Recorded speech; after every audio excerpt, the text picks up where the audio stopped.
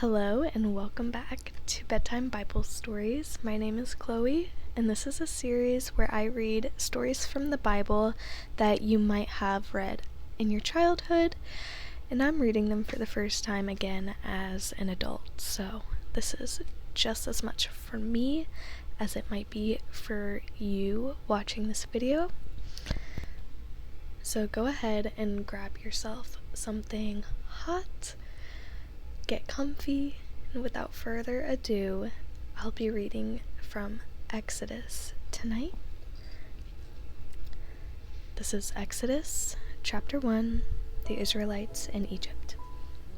These are the names of the sons of Israel, that is Jacob, who moved to Egypt with their father, each with his family: Reuben, Simon, Levi, Judah, Issachar, Zebulun, Benjamin, Dan, Naphtali, Gad, and Asher.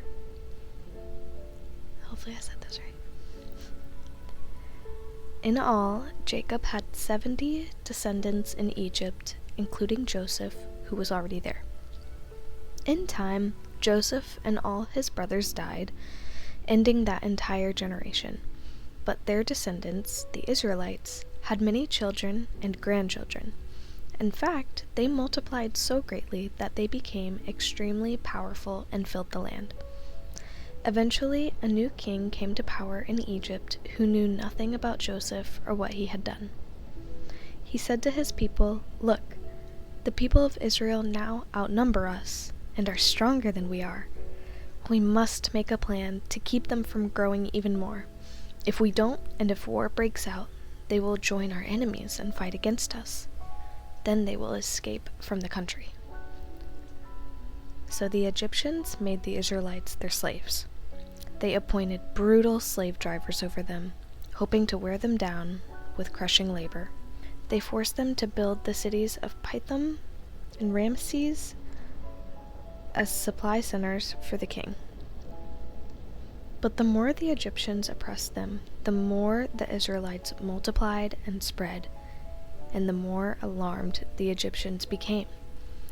So the Egyptians worked the people of Israel without mercy. They made their lives bitter, forcing them to mix mortar and make bricks and do all the work in the fields. They were ruthless in all their demands. Then Pharaoh, the king of Egypt, gave this order to the Hebrew midwives, Shiphrah and Puah: "When you help the Hebrew women as they give birth, watch as they deliver. If the baby is a boy, kill him. If it is a girl, let her live." But because the midwives feared God, they refused to obey the king's orders. They allowed the boys to live too. So the king of Egypt called the midwives. "Why have you done this?" he demanded. "Why have you allowed the boys to live?" "The Hebrew women are not like the Egyptian women," the midwives replied. "They are more vigorous and have their babies so quickly that we cannot get there in time." So God was good to the midwives, and the Israelites continued to multiply, growing more and more powerful. And because the midwives feared God, he gave them families of their own. Pharaoh gave this order to all his people: "Throw every newborn Hebrew boy into the Nile River, but you may let the girls live." Chapter 2, the birth of Moses. About this time, a man and woman from the tribe of Levi got married. The woman became pregnant and gave birth to a son. She saw that he was a special baby and kept him hidden for 3 months. But when she could no longer hide him, she got a basket made of papyrus reeds and waterproofed it with tar and pitch. She put the baby in the basket and laid it among the reeds along the bank of the Nile River. The baby's sister then stood at a distance, watching to see what would happen to him. Soon Pharaoh's daughter came down to bathe in the river, and her attendants walked along the river bank. When the princess saw the basket among the reeds, she sent her maid to get it for her. When the princess opened it, she saw the baby. The little boy was crying, and she felt sorry for him. "This must be one of the Hebrew children," she said. Then the baby's sister approached the princess. "Should I go and find one of the Hebrew women to nurse the baby for you?" she asked. "Yes, do," the princess replied. So the girl went and called the baby's mother. "Take this baby and nurse him for me," the princess told the baby's mother. "I will pay you for your help." So the woman took her baby home and nursed him. Later, when the boy was older, his mother brought him back to Pharaoh's daughter, who adopted him as her own son. The princess named him Moses, for she explained, "I lifted him out of the water." Many years later, when Moses had grown up, he went out to visit his own people, the Hebrews, and he saw how hard they were forced to work. During his visit, he saw an Egyptian beating one of his fellow Hebrews. After looking in all directions to make sure no one was watching, Moses killed the Egyptian and hid the body in the sand. The next day, when Moses went out to visit his people again, he saw two Hebrew men fighting. "Why are you beating up your friend?" Moses said to the one who had started the fight. The man replied, "Who appointed you to be our prince and judge? Are you going to kill me as you killed that Egyptian yesterday?" Then Moses was afraid, thinking, "Everyone knows what I did." And sure enough, Pharaoh heard what had happened, and he tried to kill Moses. But Moses fled from Pharaoh and went to live in the land of Midian. When Moses arrived in Midian, he sat down beside a well. Now the priest of Midian had 7 daughters who came as usual to draw water and fill the water troughs for their father's flocks. But some other shepherds came and chased them away. So Moses jumped up and rescued the girls from the shepherds. Then he drew water for their flocks. When the girls returned to Reuel, their father, he asked, "Why are you back so soon today?"